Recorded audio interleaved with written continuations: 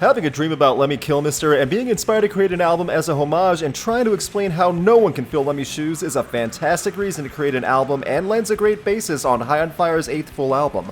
Electric Messiah, which is also a great nickname for Lemmy, is an album that is trying to prove that not only High on Fire is as strong as ever, but that the band keeps improving.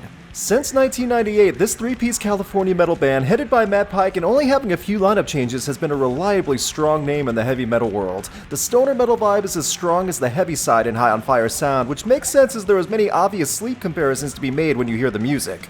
According to Matt Pike, High on Fire not only keeps improving, but Electric Messiah might be the best album the band has ever made. He would go on to say that the entire album is one long stream of consciousness. Reading through the promotional releases and Pike's selling of the album, it's clear he is extremely proud of this one. Whether you want to make Motörhead comparisons or not, it's difficult to not give praise to High on Fire for keeping a standard, and after listening to Electric Messiah in different settings, I definitely feel this is another sleeper hit in 2018 that should get some attention. Mainstream rock and even metal stations might be churning out the same hits, but High on Fire has something new worth hearing.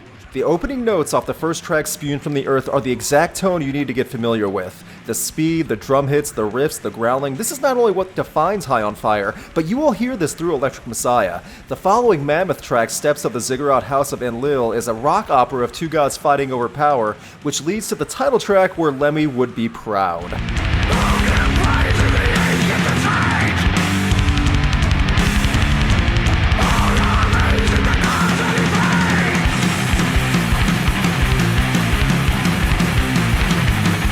Putting aside the awesome Lemmy references in the title track, the first three songs have a lot to take in. Even though there's a different rhythm and speed in each song, I do get Pike's statement on the album being one stream of consciousness. Everything not only connects, but is drenched in the same identity. Nothing feels out of place. That continues past the title track when you are thrown into Sanctioned Annihilation, which is over 10 minutes long. This song is the grand metal opus that many bands dream of writing. I can't stress enough how well the drum hits and riffs come through on this production, and it's great. The Pallid Mask, God of the Godless, Freebooter, these are all hard-hitting and make me upset that more people don't know of High on Fire over the years. I totally get that this heavy style is not going to be everyone's thing, but everything is technically sound, and the speed changes along with the memorable lyric lines offer a variety that many metal bands can't offer.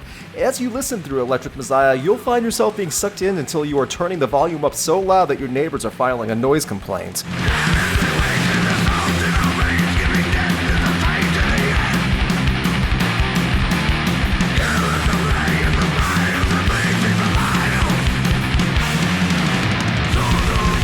The double bass drums will pound you into the ground, and that will get repetitive after a while. Hearing them relentlessly hit over 4 minutes on end with the longer tracks can be a bit draining if you aren't ready for it. That's really the only negative thing I can think of when listening to this. It is the loud, angry, satisfying volume that many people crave but don't know what to look for. As the album ended with The Witch and the Christ and the excellent Drowning Dog, I realized just how much more evolved in writing and craftsmanship that High on Fire is than other bands. They cannot settle with status quo or just use a track that's okay to help fill out an LP. The way this album ends with Matt Pike screaming is enough to make you want to jump right back in as soon as it's over.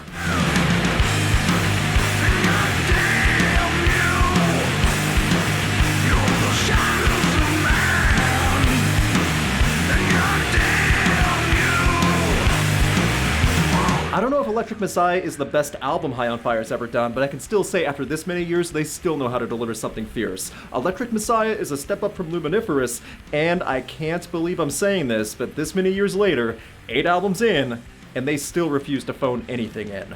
Overall, Electric Messiah not only excels as heavy stoner metal, but also as a testament to a band's continued legacy.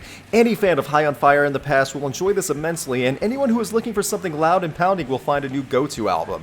Whether you see the comparisons to Motörhead or not, I'm quite certain that Lemmy would be honored as our Electric Messiah.